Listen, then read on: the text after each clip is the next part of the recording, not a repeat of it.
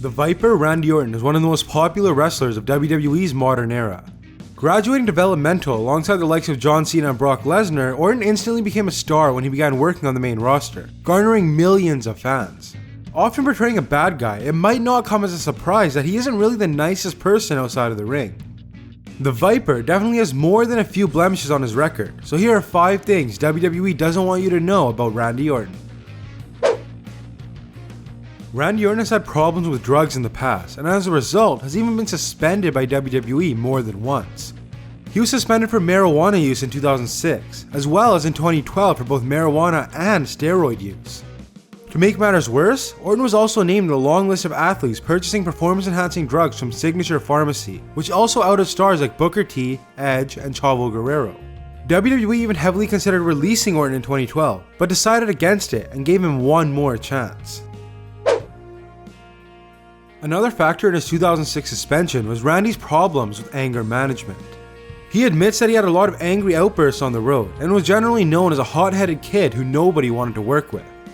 His anger problems are well documented, but one of the most telling examples was back in 2007.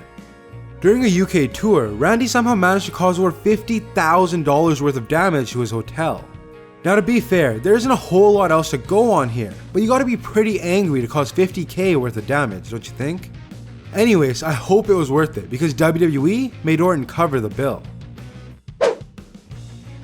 Speaking of Orton working with other superstars, that brings us to the infamous Kofi Kingston incident. In 2009, Orton was involved in a feud with Kofi. The two had a match on Raw where they went one-on-one. Now things got messy when Kofi botched a few moves during the match, as well as the finish, which clearly upset Orton. Now most of the time botches are swept under the rug to avoid breaking the fourth wall, but Randy wasn't having it. He started screaming "stupid" over and over at Kofi in front of the entire crowd. If that wasn't bad enough, he audibly dropped an F-bomb in frustration as well. This one really hurt Kofi's career as he was relegated to the lower mid-card for a while after this catastrophe. As you likely know, Randy has a history of injuries that have sidelined him multiple times in his career. These injuries may be the reason Randy Orton is reportedly looking to become a part-time worker in the WWE. Apparently, and take this with a grain of salt, Randy wants a schedule similar to that of Shawn Michaels back in 2002 after he returned from injury. And with other part-timers such as Lesnar, Jericho, and Undertaker employed, that doesn't seem unreasonable.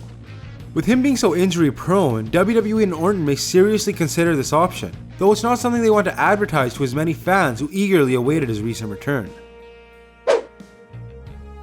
Now this one is a bit weird. There are multiple reports from different sources that Randy Orton is kind of a creep when it comes to women. Back in 2005, a former diva named Rochelle Lowen spoke about how Randy once snuck into the women's locker room and went through all of her things before completely destroying the contents of her bag, for absolutely no reason at all. She said that he's a pathetic person and he is a psycho. She also says that he has some real issues with beautiful women, and apparently this wasn't the only incident. There are also reports that Randy did something similar to Amy Weber, another diva, except this time he decided to, and I quote, take a shit in her bag. The reason? Orton was into her. You heard it here first, gentlemen. That is how you get a girl. And those were 5 things WWE doesn't want you to know about Randy Orton. I hope you enjoyed the video. If you did, give it a thumbs up and consider subscribing for more. Thanks for watching, and I'll catch you in the next one.